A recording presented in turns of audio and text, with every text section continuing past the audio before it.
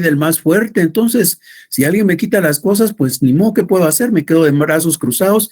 Lo más que puedo hacer es ir a la tienda y comprar otro, ¿verdad? Y andar con más cuidado en la calle, o mejor si no hablo en la calle. Pero nosotros sabemos que existe ese derecho de propiedad. Nosotros sabemos que no podemos ser limitados en el ejercicio del derecho de propiedad. Nosotros sabemos que si alguien nos arrebata algo que nos pertenece, podemos presentar una denuncia ante el Ministerio Público con el ánimo de conseguir recuperar aquella cosa y de alguna manera que se imponga una sanción al que ha sido responsable de arrebatarme el aparato. Nosotros, como sabemos las normas, podemos presentar la denuncia. Pero hay otras personas que, como no saben las normas, no las van a presentar. Un ejemplo más marcado tal vez para hablar del conocimiento. Imaginémonos que el vecino ha construido una pared, pero la pared del vecino ha quedado un poquito inclinada. Tan inclinada que cuando yo veo, pareciera que esa pared puede caer sobre mí. Y entonces digo yo, ay, pero es la pared del vecino, ¿verdad? Ahí no puedo hacer nada porque la pared está en su terreno, porque efectivamente abajo está sobre su terreno. Está sobre su terreno, la construyó él, es su pared, es su terreno. Yo veo que me va a caer, pero ay, no puedo hacer nada, ¿verdad? ¿Por qué no puede hacer nada? Porque usted cree que no puede hacer nada, porque usted en sus conocimientos considera que no puede hacer nada. Pero por ahí hay una norma que si uno cree que algo le puede caer encima, aunque esté en la propiedad ajena, uno puede pedir que la apuntalen o que la boten. Ahí hay una norma. Si conociera esa persona la norma, entonces diría con la autoridad, y mire, es cierto, esa pared la construyó él, está en su terreno y realmente está completamente en su terreno, pero cuando se ve que se va a caer, pues si cae, caería sobre mí. Entonces yo puedo conseguir que obliguen al vecino a que la derribe o a que la apuntale para que no vaya a caer sobre mí. Pero ¿por qué puedo yo ir a hacer esa denuncia? ¿Por qué puedo yo ir a requerir el apoyo de la autoridad para resolver el conflicto? Porque yo conozco la norma. Entonces quiere decir que qué haga yo depende de qué conocimientos tenga.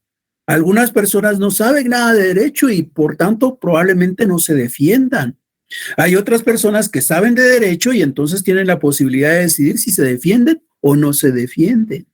Eso que estamos explicando ahí pareciera que depende de nuestra voluntad y de nuestro conocimiento, ¿verdad? Que depende de nuestra voluntad y de nuestra conciencia. Esa facultad que nace en mí de poder ir y exigir que se respeten mis derechos, eso es derecho también. Yo tengo el derecho de acudir o tengo el derecho de no acudir, porque no me pueden obligar, ay, usted tiene que denunciar. Por ejemplo, con el caso del aparato de teléfono otra vez, me han arrebatado el aparato telefónico y entonces ¿estoy obligado o no estoy obligado a denunciar?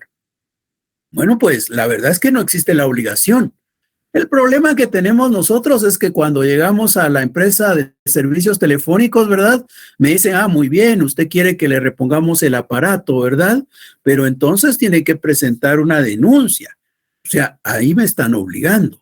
Pero la verdad es que si la empresa telefónica no exigiera que yo presente una copia de la denuncia, no sería necesario.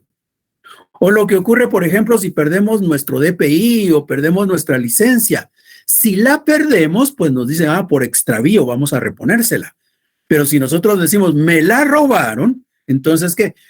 Si a usted se la robaron, entonces tiene que traer una copia de la denuncia que presentó. Pero la verdad es que, salvo como un requisito para algunos trámites, denunciar no es una obligación. Denunciar es un derecho. Y como derecho, yo decido si lo hago o no lo hago. Ese derecho en donde yo estoy decidiendo si hago o no hago y decido en base a mi voluntad, con base a mis conocimientos, ese derecho es el derecho subjetivo. El derecho subjetivo depende de mí. El derecho subjetivo depende de cada persona. Cada persona es la que decide si va o no va a la autoridad. Alguna persona va a decir, sí, yo voy a presentar la denuncia porque esto no está bien, en Guatemala hay tanta corrupción, tantos problemas que hay, pues algo hay que hacer para poco a poco ir enderezando el rumbo, porque si no, saber hasta dónde vamos a llegar. Pero por ahí puede haber otro que diga, ay no, esto ya está perdido, este país ya es una complicación, mejor no hacemos nada, ya me robaron el teléfono, ¿qué puedo hacer? Mejor compro otro ya. Por otro lado, Yo conozco al que me lo robó, sé que es una persona que tiene amigos, que tiene familiares y todos ellos son bien complicados. No, me voy a exponer a algún riesgo. Mejor no denuncio, yo compro otro aparato. Eso es el derecho subjetivo, el que depende de nosotros, el que depende de nuestra facultad, el que nosotros decidimos si existe o no existe, si lo usamos o no lo usamos. Depende de nuestra voluntad o de nuestra conciencia. Otra manera de verlo es, digamos que lo objetivo es lo que está allá afuera. Y allá afuera es donde están todas esas normas de las que hemos hablado, la Constitución Política de la República, el Código Civil, la ley del impuesto de circulación de vehículos, que está ahora más de moda por el momento, ¿verdad? Bueno, pues todas esas son parte del derecho objetivo. Está allá afuera de nosotros. Pero el derecho subjetivo, ¿en dónde está? El derecho subjetivo está dentro de nosotros. Y por eso los ojitos, ¿verdad? Los ojitos que ven para afuera o los ojitos cerrados que nos permiten ver hacia nuestro interior. El derecho subjetivo está aquí adentro. Nosotros somos los que decidimos si lo usamos o no. Nosotros, con base a nuestros conocimientos, a nuestra voluntad, somos los que decidimos si actuamos o no actuamos. El objetivo no. El objetivo está ahí. Lo podemos ver impreso en documentos, en libros, lo podemos ver en el internet. Ahí está, fuera de nosotros. Otra manera de considerar lo objetivo y lo subjetivo es este círculo que normalmente nos habla de dos elementos, ¿verdad? El círculo que está al centro, que es el círculo de influencia, es el círculo en el que están las cosas que dependen de nosotros. Por ejemplo, ¿qué palabras vamos a utilizar en los próximos minutos o en el resto de nuestra vida? Las palabras que utilizamos dependen de nosotros. Cada quien decide cómo le habla a alguna persona en particular. Por ahí hay alguien que llega y habla abusivamente, ¿verdad? Y dice, la gran, ¿por qué no me has dado las tortillas que yo ya las necesito? O puede ser que alguien diga, ay, no, de repente la señora se le olvidó que yo se las había encargado. Señora, buenas tardes, disculpe, ¿se recuerda usted que yo le pedí las tortillas? ¿Podría, por favor, despachármelas? O sea, las palabras, cada quien decide cómo las va a usar. Cada quien decide qué palabras usa cuando se va a comunicar. La conducta, ¿qué vamos a hacer en los próximos minutos? ¿Vamos a estar atentos a la clase o vamos a estar con la cámara o con la conexión, con la reunión propiamente, pero nosotros pensando en otra cosa o hablando, como están los micrófonos apagados, ¿verdad? Hablando de otros temas con otra persona, o viendo la televisión, ¿verdad? Y solo conectados ahí por aquello que cuente la asistencia. ¿Qué hagamos nosotros en los próximos minutos? Depende de nosotros. Eso está dentro de nuestro círculo de influencia.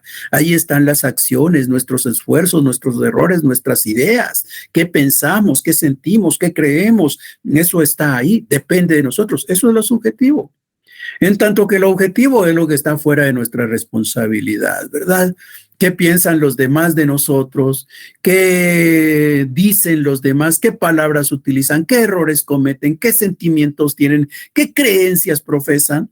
Pues eso no podemos modificarlo, ¿verdad? Está fuera de nosotros. Eso es lo objetivo. Entonces, esos son los conceptos que nosotros hemos estudiado en el semestre anterior. Hemos hablado de derecho objetivo y de derecho subjetivo, donde el derecho objetivo son propiamente las normas. Ese derecho objetivo sería lo que hemos visto como el jus en la época de Roma, ¿verdad? El conjunto de normas que regulan la conducta externa de los ciudadanos romanos. Y ahora el derecho subjetivo allá en Roma. El concepto de derecho subjetivo no fue utilizado por los romanos. Los romanos no estudiaron, no explicaron, no trataron el concepto de derecho subjetivo. Allá en Roma solo existió derecho objetivo. Derecho subjetivo no existió. Pero no vayamos a pensar, a la gran, entonces, ¿qué pasa si a un romano le arrebatan o le quitan su armadura? O le roban un caballo. Entonces, ¿qué quiere decir? Que entonces él no podía decidir si iba o no iba ante la autoridad, que él no podía saber si ir o no ir para pedir que lo apoyaran y lograr la recuperación de su caballo, de su escudo, de su armadura. No, el concepto no existió. Lo que los romanos dijeron es, si tienes un problema, si te están vulnerando tus derechos, puedes acudir ante una autoridad. pero no vamos a hablar de que tú tienes ahí algo que tú decides si lo ejercitas o no. No, no, no. No hablemos de lo que tú tienes. No hablemos de lo que hay en ti. No hagamos referencia a la facultad que vas a tener. Entonces, ¿a qué vamos a hacer referencia? Vamos a hacer referencia a la posibilidad que tú tienes de ir a la autoridad y pedir su apoyo a ese acto que vas a realizar. Ese acto, y como es un acto, vamos a usar el concepto acción. Y los romanos dijeron que la acción era el primer paso. Y ese primer paso lo iba a dar una persona cuando requería que una autoridad lo apoyara para resolver el conflicto. Ese concepto de acción, que nosotros lo estudiaremos con más detalle posteriormente, ese concepto de acción es el que más se acerca a lo que hoy nosotros llamamos derecho subjetivo. Que no quiere decir que entonces ahora ya no existe el concepto de acción. Claro, sigue existiendo, pero ese concepto que hoy existe, el concepto de acción, es lo que crearon los romanos y lo que más se acerca a ese concepto de derecho subjetivo que ustedes estudiaron en el semestre anterior. Pero el concepto como tal de derecho subjetivo no fue creado, no fue desarrollado, no fue estudiado, no fue abordado, no fue tratado por la sociedad romana. ¿Alguna duda?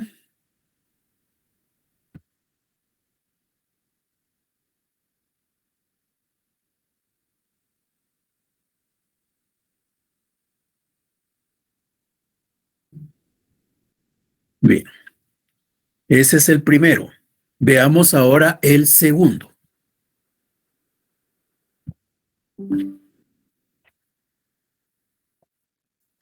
En el segundo, lo que vamos a estudiar son los preceptos del derecho romano. Cuando hablamos de los preceptos, nos estamos refiriendo a los propósitos, a lo que persigue el derecho romano. ¿Para qué crearon los romanos al derecho? ¿Por qué crearon el derecho? ¿Qué perseguían con el derecho? Los romanos perseguían tres fines, tres propósitos, tres preceptos tiene el derecho romano. El primero, que se pueda vivir honestamente. Ellos crearon al derecho como una herramienta para conseguir que todos ellos en conjunto vivieran honestamente. Que vivieran en un ambiente en donde no se dañaran los unos a los otros. Y que a cada quien se le diera lo que le correspondía, lo suyo, atribuir a cada quien lo suyo. Esos son los tres motivos, los tres preceptos del derecho romano. Los romanos vinieron y crearon a eso que llamamos derecho para conseguir que vivieran en armonía, honestamente, para que no se dañaran los unos a los otros y para dar a cada quien lo suyo.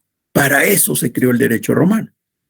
En general, si esos son los preceptos del derecho romano, realmente no podemos decir que esos preceptos han dejado de tener validez, ¿verdad?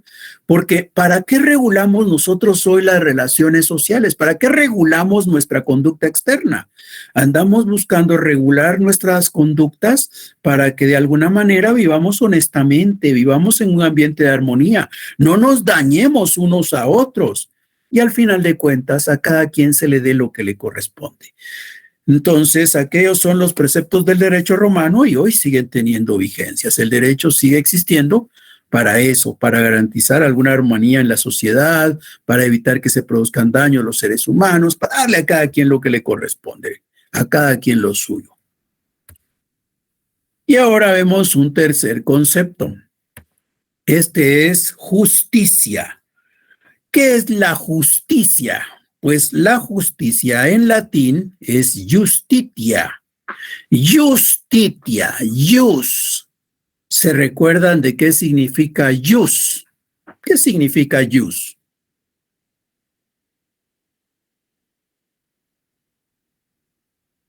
Significa norma. Sí, jus es derecho, ¿verdad? Jus es derecho. Entonces nos damos cuenta. Justitia tiene una raíz en común y es derecho. Justitia tiene una voz, origen, una raíz y es la que tiene que ver con derecho. Y es que cuando nosotros vemos a esta señora como la diosa de los romanos, ¿verdad?, que tiene que ver con la justicia, esta Justitia es una señora que tiene los ojos vendados, que sostiene en una mano una balanza. En la balanza hay dos platitos que representan las dos posiciones que puedan estarse enfrentando, y la balanza tendrá que inclinarse por alguna de estas dos partes, y como quien tiene la balanza es la señora, pues le vendan los ojos para que ella no distinga en favor de quién se puede inclinar la balanza. Es la diosa de la justicia, Justitia, donde jus tiene que ver con derecho, ¿verdad? Jus significa derecho. Por eso es que cuando se habla de justicia, se entiende como la constante y perpetua voluntad de dar a cada quien lo suyo. Eso es la justicia, darle a cada quien lo suyo. Pero eso de darle a cada quien lo suyo ya lo hemos visto antes, ¿verdad? Se recuerdan, hace unos minutos hablamos de darle a cada quien lo suyo. Es un precepto del derecho romano, el tercero que tenemos acá. Bueno, pues en ese mismo contexto, ahora hablando de la Justitia, decimos que esto es lo que se busca, darle a cada quien lo suyo. Pero le vamos a dar a cada quien lo suyo ¿con base a qué? Con base al derecho, porque por eso empieza con jus, porque le vamos a dar a cada quien lo suyo con base a derecho. Es decir, actuar con justicia es actuar conforme a derecho. Si yo voy a actuar conforme a derecho, entonces estoy actuando con justicia. Actuar con justicia es actuar conforme a derecho. Entonces les doy un ejemplo. Si nosotros estudiamos la ley orgánica del ICS, del Instituto Guatemalteco de Seguridad Social, vamos a descubrir que esta institución se mantiene, funciona gracias al apoyo financiero que le dan principalmente sus afiliados. Cada trabajador afiliado contribuye a que el ICS tenga los recursos financieros suficientes. Pero precisamente por eso es que las normas del ICS establecen que los servicios que esta institución da deben estar dirigidos a sus afiliados. En Guatemala hay mucha gente, pero no toda está afiliada al ICS. No cualquier persona puede ir a requerir los servicios del ICS, solamente sus afiliados. Y por eso es que cuando alguien hace uso de ese servicio, le piden, mire, si usted va a entrar aquí para que le atendamos médicamente, pues muéstrenos su carnet de afiliado, tráiganos su certificado de constancia de que usted es un trabajador y que ha contribuido, que ha tributado al ICS, ¿ya? Esos documentos son indispensables para que uno lo atiendan. Bueno, pues, ¿por qué? Porque hay normas que dicen que si esos recursos llegan del bolsillo de los afiliados, los servicios deben de estar dirigidos a atender a esos afiliados, ¿ya? Es lo normal. Eso es la norma. Ahora, imaginémonos esta situación, tratando de ubicarla en aquel contexto, ¿verdad? En el contexto de Roma. Sabemos que se vivió la pandemia. Con la pandemia, los hospitales públicos, esos que administra fundamentalmente el Ministerio de Salud, prácticamente quedaron saturados. Se sobrepasó la capacidad de atención que tenían o que tienen esos hospitales. Y entonces resulta que hay personas que no son afiliados al ICS, que van a los hospitales públicos, pero que ya no se les puede atender porque ahí ya no hay dónde. Entonces vienen estas personas que no son afiliados, que no logran atención en este centro de salud del Ministerio de Salud, y entonces van al ICS a pedir que se les atienda. Bueno, ahora, atender a estas personas que no son afiliados y que han requerido asistencia en el Ministerio de Salud y no se ha podido atender a estas personas por parte del ICS, ¿será justo o será injusto?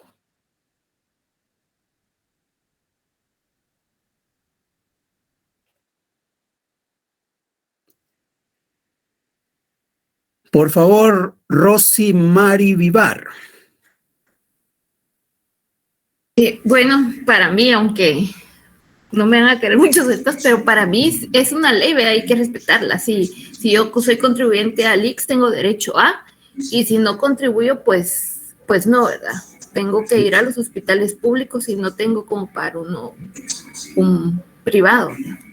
Entonces, para usted, no atenderlos es justo.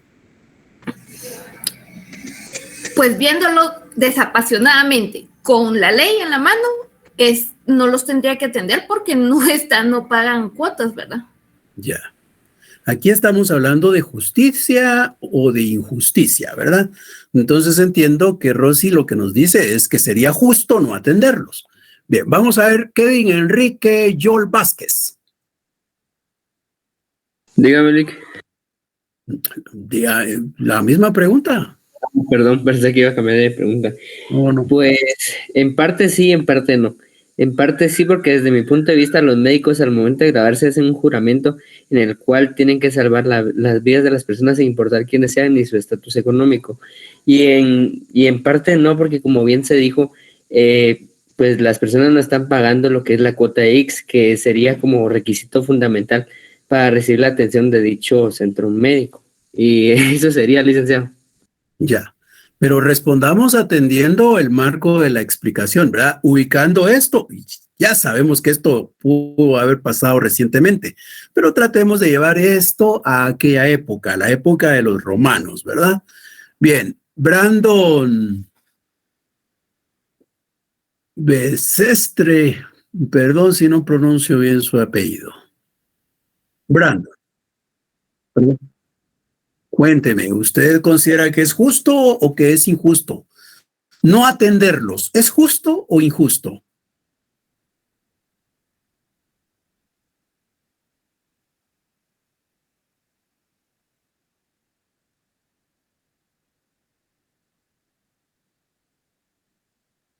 Ya, muchas gracias. Muy bien, entonces estamos con que sería, según lo que han dicho, sería injusto atenderlos. Lo justo es no atenderlos. Muy bien, veamos otro ejemplo para ir aplicando el concepto de justicia que tienen los romanos, ¿verdad?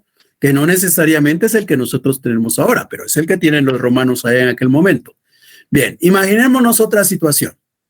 Todos nosotros sabemos que hay normas que regulan la evaluación estudiantil en nuestra facultad, ¿verdad? Dentro de esas normas se nos dice que hay 70 puntos de zona y 30 puntos de un examen final, que para poder asistir al examen final es menester llevar una zona mínima, que la zona mínima es de 31 puntos, que si yo tengo 31 puntos o más, tendré derecho al examen final y por tanto tengo la posibilidad de ganar el curso. Pero que si no llego a 31, pues no podré entrar al examen final, porque aunque entre y saque todos los puntos de ese examen, igual no puedo ganar el curso, ¿verdad? Porque ese examen vale 30 y si yo tengo 30 de zona, 30 y 30 son 60, igual pierdo, porque se gana con 61. Hay un alumno por ahí que vivió una situación familiar bastante complicada, ¿ya? Él trabajaba y perdió su trabajo como consecuencia de la pandemia. Él perdió a un familiar muy importante, alguien muy cercano a él. Él emocionalmente ha quedado destrozado. Y resulta que cuando estamos estableciendo las notas de todos, ¿verdad? Él tiene 30 puntos. Con 30 puntos está. ¿Es justo que se quede con 30 puntos y consecuentemente tenga que asignarse nuevamente el curso en el 2023? ¿Es justo dejarlo o es injusto? ¿Qué creen? Es justo, licenciado. Es justo, licenciado, es justo. Es justo dejarlo, ¿verdad? Muy bien, muy bien. Vamos a ver qué dicen. Vamos a hacer algo rapidito, a ver si nos da chance aquí.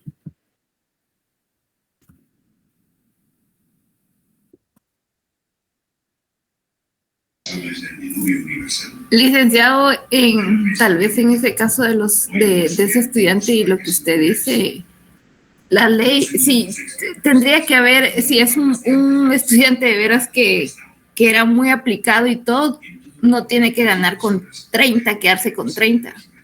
sea, él tuvo que, antes de ganar sus clases. De hecho, el sistema de la San Carlos permite que usted gane solo con la zona. Entonces, ¿por qué tiene 30 puntos? O sea... Ya, gracias. Contestemos una encuestita que les he compartido. Si alguien no puede contestarla, no se preocupe, ya, solo es un ejercicio. Pero esperemos que, ¿de cuántos sabemos? Sabemos 51 menos 2, 49 alumnos hay. ¿En dónde está la encuesta? Pues por ahí en su pantalla aparece un icono donde hay un triangulito, un cuadrito y un circulito. Sí, a la par del chat. Ahí le da clic y ahí va a aparecer la encuesta. En la encuesta solo coloca o selecciona la respuesta que usted considera, la envía y eso es todo lo que hay que hacer.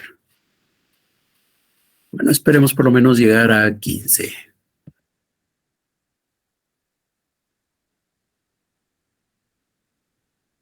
Bien, ya hemos llegado. ¡Qué bien ustedes! El 100% de los participantes creen que es justo que ese alumno se quede. ¿Saben qué alivio me han causado ustedes? ¿Por qué? Porque entonces eso quiere decir que cuando estemos por allá por septiembre, por octubre, cuando ya sepamos nuestras zonas, no va a llegar nadie ahí diciéndole, ay, licenciado, disculpe, ¿será que no me deja un trabajo extra? ¿Será que no me regala un punto? ¿Será que no me puede ayudar? Eso no va a pasar porque todos sabemos que si yo vengo y le digo te regalo un punto, te dejo un trabajo extra o cualquier otra cosa así, estaría cometiendo yo una injusticia, ¿verdad? Muy bien, eso quedó bien claro ahora y ojalá lo tengamos siempre en mente. Y es que justamente para los romanos lo justo es lo que implica actuar conforme a derecho, ¿verdad? Es decir, actuar conforme a las normas. Si la norma me dice que si no llegas a 31 te quedas, pues respetar la norma es lo más justo que puede haber. Saltarme la norma sería una injusticia, ¿verdad? Muy bien. Entonces, resumiendo, para los romanos, la justicia es actuar conforme a derecho. Y tiene razón, ¿por qué? Porque la palabra justicia deriva de justitia y justitia tiene como raíz al derecho. Bien. Sí, Rosy. Sí, licenciado, mire, le voy a contar mi caso, ¿verdad? Puntos no vamos a pedir ahorita. No, puntos no, le voy a contarlo porque tiene que ver con ese tema. El semestre pasado yo entré tarde a las clases y ¿sí? Entonces pedí extemporánea porque solo me pude examinar de una clase que todavía no estaba examinándose y me examiné con los conocimientos que yo ya traía del tema. Sí, y sí. Por la gracia de Dios me fue bastante bien. La cuestión es que me pasaron el libro de este catedrático y yo estudié a conciencia y me examiné en extemporáneos y yo imprimí yo le tuve captura de pantalla, ¿verdad? Y cuando terminé yo comprobé mis respuestas con el libro y yo tenía un buen punteo. Cuando yo vi mi nota era 9. Pero me di cuenta que los compañeros que se habían hecho el examen extraordinario, todos tenían la misma nota, 9. Y cuando yo le dije al profesor, mire, ¿y por qué todos tienen 9? Yo tengo las copias de mis respuestas y no era para un 9. Me dijo que eso era ilegal lo que había hecho, que no sé qué, y que entonces usted calificó conforme usted pensaba, le dije.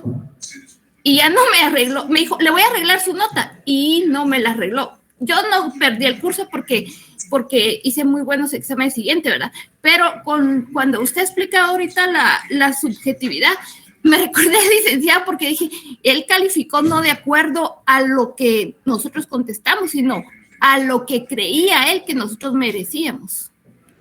Ah, ya. Muy bien, Rosy, ese es un ejemplo para hablar de lo objetivo y lo subjetivo, que fue el primer concepto que estudiamos, ¿verdad? Bien, lo bueno es que ya ahora sabemos otros temas, ¿verdad? Por ejemplo, en este momento hemos abordado ya el tema de la justicia.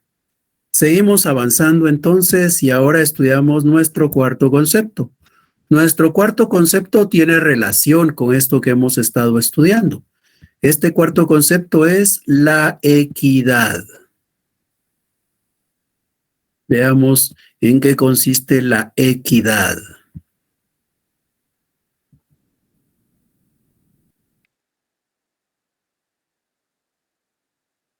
Bien, la equidad. Aquí tenemos a todos los ciudadanos romanos representados. Imaginémonos que ahí están todos los ciudadanos romanos.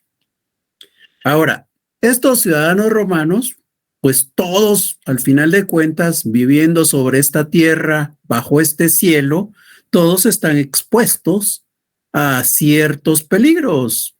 Entonces, imaginémonos que lo que hay es una gran lluvia. En esa gran lluvia, bueno, pues resulta que todos se podrían mojar, pero aquí vamos a tener un paraguas que va a permitir que algunos, o realmente que todos queden protegidos, que nadie se moje. Eso es lo que busca hacer el derecho. El derecho busca ser como ese paraguas que va a ofrecer igual protección a todos.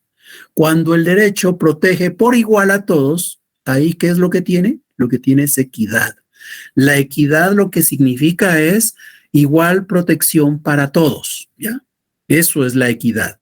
Igual protección para todos. Nos damos cuenta, el concepto de justicia y el concepto de equidad no son lo mismo, son distintos. Cada uno tiene su propio significado. Aquí ahora estudiamos equidad, y equidad es igual protección para todos por parte del derecho. Cuando el derecho romano, cuando el ius viene y protege por igual a todos los ciudadanos romanos, lo que hay es equidad. Aclaro que el derecho fue creado ¿para qué? Para proteger a los ciudadanos romanos. Y en Roma no solamente ciudadanos romanos van a vivir, ¿verdad? Pero es a los ciudadanos romanos a los que se va a proteger. Si protege por igual a todos estos ciudadanos, el derecho tiene equidad. Entonces, este es nuestro concepto de equidad. Un quinto concepto es el de la jurisprudencia. Y jurisprudencia, otra vez, tiene un origen en el latín, ¿verdad? El jurisprudencia. Juris es derecho también. Juris es derecho. Entonces, cuando se habla de jurisprudencia, juris, derecho y prudencia. Prudencia es dominio, conocimiento, uso de una técnica, pericia. Eso es la prudencia. Actuar con prudencia es actuar con conocimiento, con razonamiento. Actuar con prudencia es actuar apegado a las técnicas que existen. Entonces, permítame un momentito, solo quiero ver algo.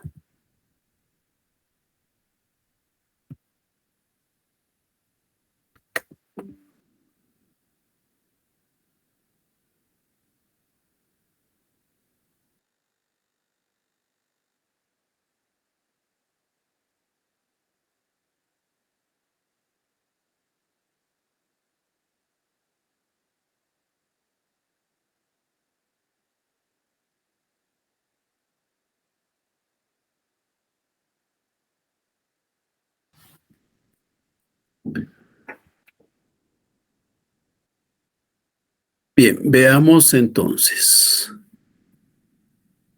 Decíamos que al hablar de la jurisprudencia, estamos hablando de juris y prudencia, en donde prudencia es el dominio, es el conocimiento, es la pericia, es el uso de la técnica. ¿Y conocimiento de qué? De derecho. ¿Uso de técnicas de qué? Del derecho. Entonces, hablar de jurisprudencia es hablar de el dominio del derecho, de tener la técnica del derecho, de tener el conocimiento del derecho. Y en ese contexto, recordamos a los jurisprudentes, ¿verdad? De estos señores ya hemos hablado antes. Los jurisprudentes son los que tienen conocimiento del derecho. Eso es la jurisprudencia, el conocimiento del derecho. Entonces, lo que hacen los jurisprudentes se llama también jurisprudencia, ¿verdad? La jurisprudencia es el conocimiento de las cosas divinas y humanas, es el conocimiento de la ciencia de lo justo y lo injusto. Nos damos cuenta cómo es que estos conceptos todos están relacionados, ¿verdad? Porque el tener el conocimiento de lo justo y de lo injusto, lo que implica es tener el conocimiento del derecho. Yo conozco derecho y conocer derecho es lo que me hace saber si algo es justo o injusto. Por eso el jurisprudente es el que tiene el conocimiento de lo justo y de lo injusto. El jurisprudente, dice al principio, es el que conoce de las cosas divinas y de las humanas. ¿Por qué de las divinas? Dirá alguien. Lo divino tiene que ver con los dioses. Y si tiene que ver con los dioses, recordemos acá que al principio Roma, como todas las demás sociedades de la antigüedad, como todas esas demás sociedades esclavistas, al principio reguló sus relaciones con base a las normas religiosas, que fue hasta después que separó a ese fas y ese nefas y logró producir el ius. Bueno, pues al principio esto era lo divino, ya después fue lo humano, ¿verdad? Por eso es que se dice el conocimiento de las cosas divinas y de las cosas humanas, el conocimiento de lo justo y de lo injusto. También se dice que es el orden emanado de los que saben de lo justo. Son las normas que pueden crear los que saben de lo justo y de lo injusto. Entonces, se recuerdan que en algún momento hablamos de Octavio Augusto y que Octavio Augusto les dijo a aquellos, miren muchachos, ustedes son los que saben de derecho, hagan ustedes las normas, yo las sello y las firmo y con eso estamos bien todos. Y aquellos empezaron a hacer las propuestas para que Octavio Augusto les diera la calidad de normas obligatorias para todos los ciudadanos romanos. Bueno, pues, ¿qué nos muestra eso? Eso es lo que están haciendo los jurisprudentes, jurisprudencia. Lo que está emanando de ellos es la jurisprudencia, es el orden emanado de los que saben de lo justo. ¿Alguna duda? No, licenciado, todo bien.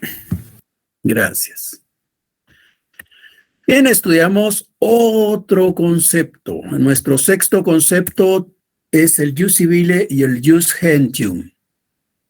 Nosotros podríamos ver al jus como una naranja, digamos. La naranja, esa es el jus. Eso quiere decir, esa naranja representa todas las normas que hay. Todas las normas que hay son en esta naranja que están. Ahora yo bien puedo venir y partir la naranja, ¿verdad? Y me va a quedar una mitad, otra mitad. Bueno, si yo vengo y parto esta naranja, me va a quedar de un lado jus civile y del otro jus gentium.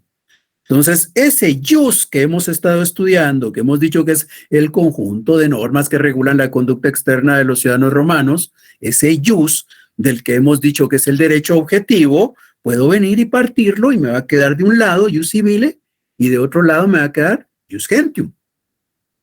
¿Cómo sé cuando yo tengo una norma si esa norma pertenece al jus gentium o pertenece al jus civile? ¿Cómo saber si esta norma está en esta mitad o en esta otra mitad del derecho? Pues para esto hay dos criterios. El primero tiene que ver con el ámbito geográfico, es decir, el espacio territorial en donde estamos. Y el segundo tiene que ver con el ámbito personal, es decir, tiene que ver con las personas a las que se les va a aplicar estas normas. Veamos primero el ámbito geográfico. Esto que tenemos representado acá es la ciudad de Roma cuando se dan sus primeros años, después de su fundación. Ahí tenemos a la ciudad de Roma. Esa ciudad de Roma tenía ciudadanos romanos y esos ciudadanos romanos se relacionaban entre sí. El derecho tenía que ayudar a regular esas relaciones. ¿Para qué regulaba esas relaciones? Se recuerdan, para que vivieran honestamente, no se causaran daño los unos a los otros, se le diera a cada quien lo que le correspondía. Bueno, pues para eso crearon el derecho. Ese derecho, ¿en dónde se iba a observar? Se iba a observar en esa ciudad o una milla alrededor. Entonces, el jus civile es ese conjunto de normas que van a regular las relaciones que se están dando en la ciudad de Roma o una milla alrededor.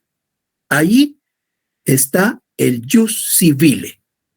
Ahora, Nosotros hemos visto que Roma fue una sociedad guerrera, que le hizo la guerra a los pueblos vecinos, se apropió de sus territorios, los esclavizó, hizo que prácticamente todo eso llegara a ser parte de Roma.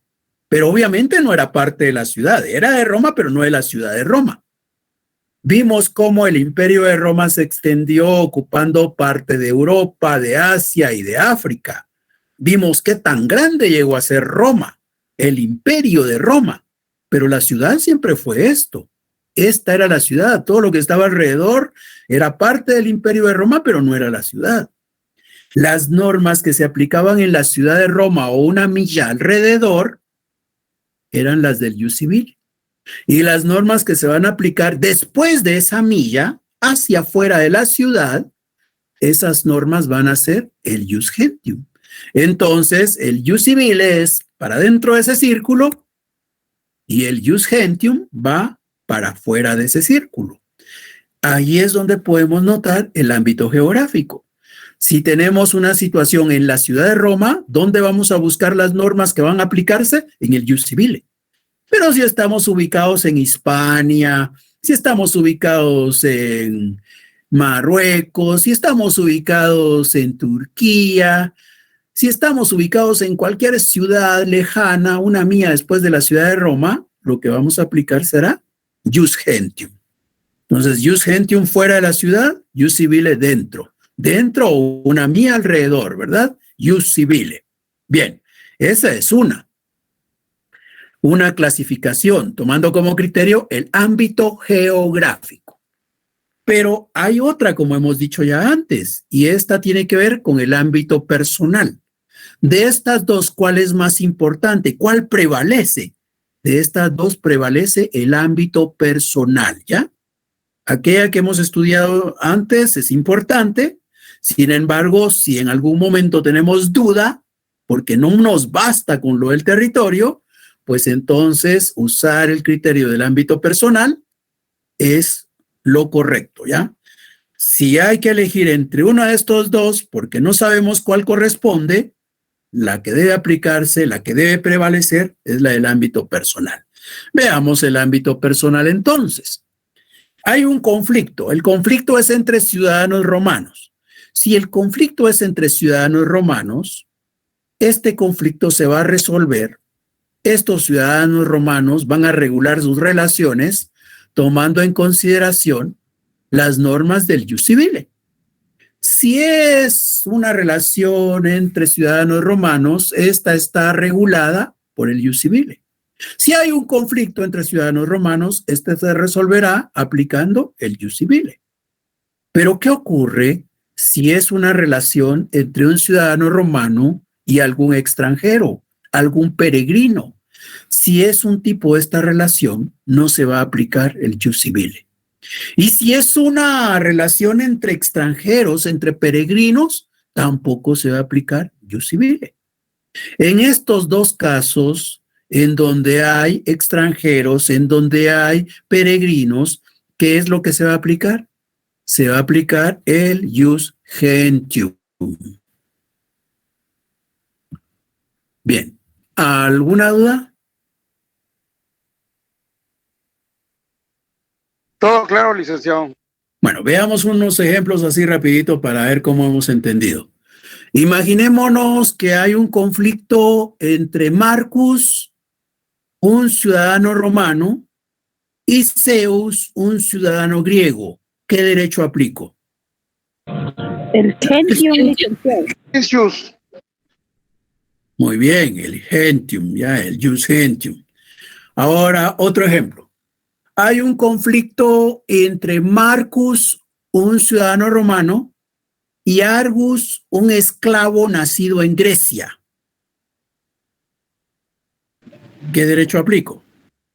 Igual el Gentium. El Gentium, licenciado. Ya. Ahora otro ejemplo.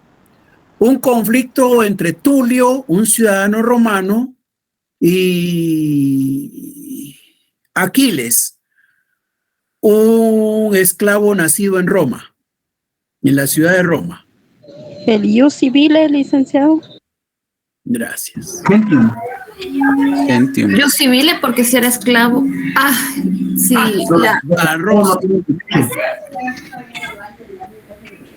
Sí. ¿Qué pasó, Rosy? ¿Cuál es la respuesta?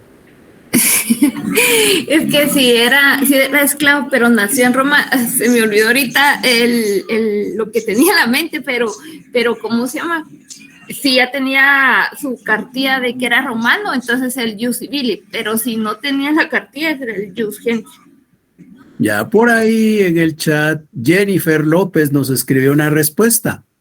¿Qué pasó, Jennifer?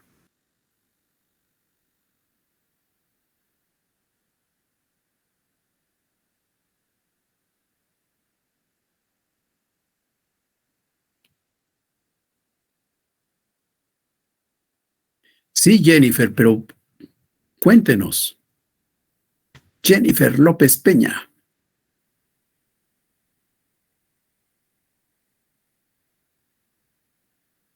Rafael Martínez también nos ha contestado. Ahora Francisco Javier nos dice que no había esclavos. Claro que habían esclavos. ¿No recuerdan que estamos hablando de una sociedad esclavista? Pues se llama sociedad esclavista porque habían esclavos. Ahora, licenciado, perdón, Rafael. Pero en ese caso el romano, o sea, el esclavo no tenía ningún derecho. Entonces ahí no sé si se aplica alguna norma en particular, porque el dueño del esclavo podría inclusive matarlo y sin ninguna culpa, ¿verdad? Era como un objeto, una silla, un objeto que le pertenecía nada más.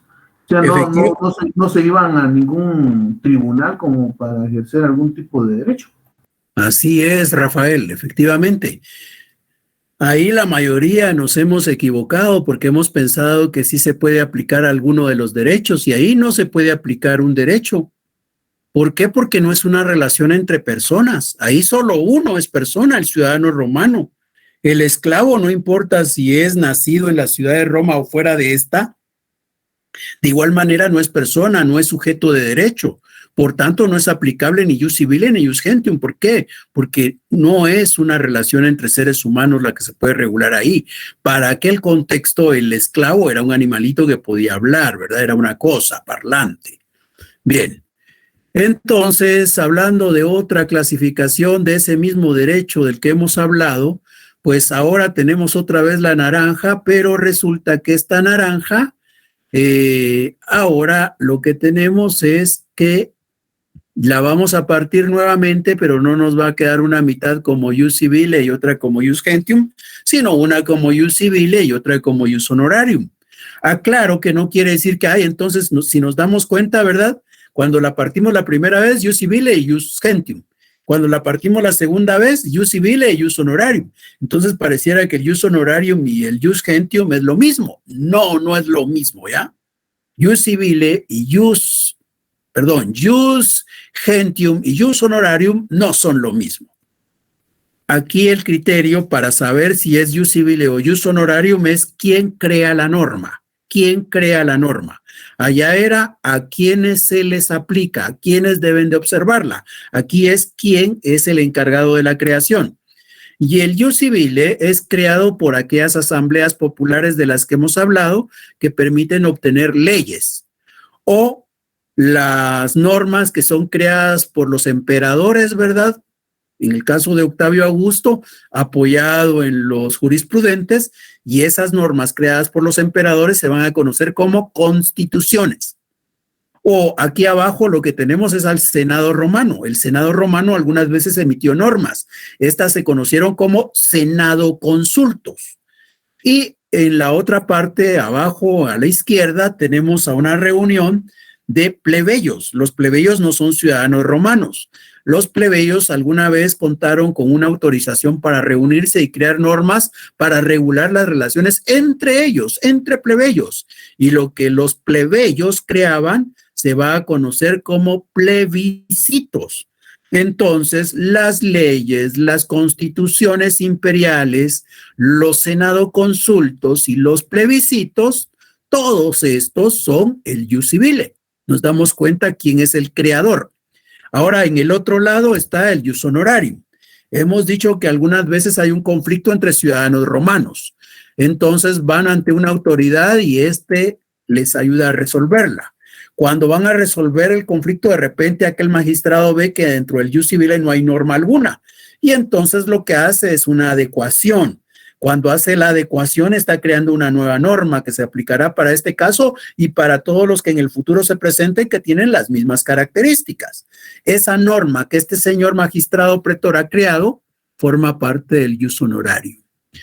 Hay otros magistrados que se van a encargar de emitir normas para regular lo que ocurre en los mercados, en los cementerios, en las plazas, en las puertas o en las murallas de Roma. Esas normas que se emiten para regular lo que ocurre en esos ámbitos que podríamos decir son públicos o servicios públicos, esas normas también son creadas por magistrados. Esas normas son el Ius Honorarium. Entonces, el Ius Honorarium es creado por los magistrados, el Ius Civile no, ¿verdad? El Ius Civile es creado por las asambleas de ciudadanos, por los emperadores, por los senados o por los plebeyos. ¿Alguna duda? Licenciado, usted dijo que habían leyes, constituciones, senados y plebiscitos, ¿verdad? Senado consultos.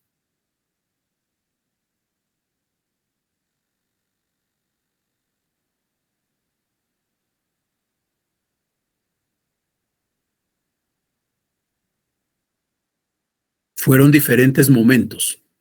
Eso lo vamos a estudiar ya poco. La otra semana empezamos a estudiar eso. Perdón, licenciado, ¿será que podría hablar un poco más de los plebiscitos? Los vamos a ver despacio después. Vamos a estudiar a detalle cómo es que se fueron creando. De momento solo sabemos que son normas creadas por los plebeyos, ¿verdad? Esos son los plebiscitos. Porque plebiscito viene de plebe, plebeyos.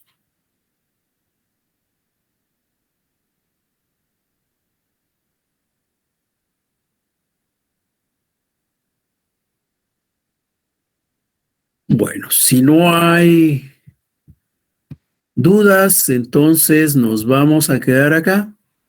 Seguimos con los conceptos fundamentales la próxima semana. Se cuidan, feliz fin de semana, feliz tarde y estamos nuevamente el próximo miércoles a las 16 horas. Gracias, licenciado.